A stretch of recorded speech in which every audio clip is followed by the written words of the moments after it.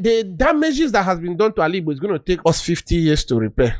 What we do to ourselves internally is more than what anybody outside can do to us. No matter what Ndi Igbo are suffering today in Nigeria, we must recognize the role we played in our own pain. We are not innocent. We are being marginalized. What about the ones we do to ourselves internally? If an Igbo politician is talking about another politician here, you're going to think the person is talking about an enemy. Who in people that want to be president in Nigeria today can you compare to Peter Obi? Peter Obi is the only governor today that EFCC have never said during his tenure 1 naira miss. The current crop of people in the presidency, they don't have any human conscience. You just entered, people are suffering, and immediately the first thing you think is to buy a yacht and a jet. So you're telling them that their suffering doesn't matter. Nigeria for 8 years ran on autopilot under Buhari. What this past 8 years of Buhari's government cost us, it will take us 50 years to rebuild Ali Igbo. My brother, second phase of Tinubu is going to be bloody. The hardship is going to be esquire. People in the north are more angrier than you in the south. You in the south, you are fresh, no, see your body.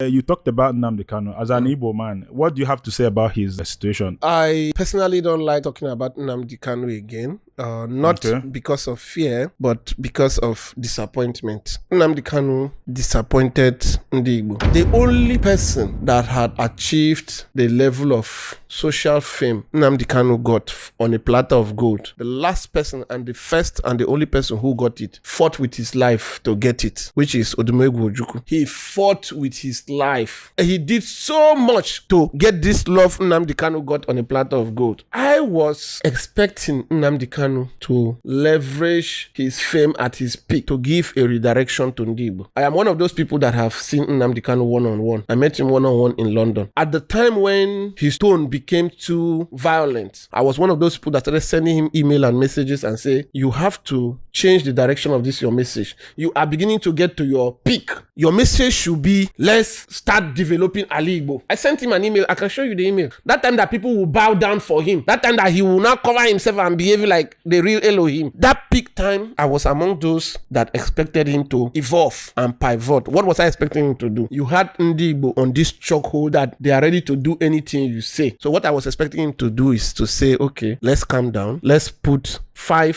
things we need to do internally. Number 1, this present crop of Igbo leaders are selfish, are egoistic, highlight all what they are doing wrong. People will listen to you. Tell them, we are going to change them. Don't vote for them. Don't vote for them. We are going to change them. Bring people that are as hungry for change like yourself. Put all those people in those positions internally first. So then, I always say something, no matter what Ndi Igbo are suffering,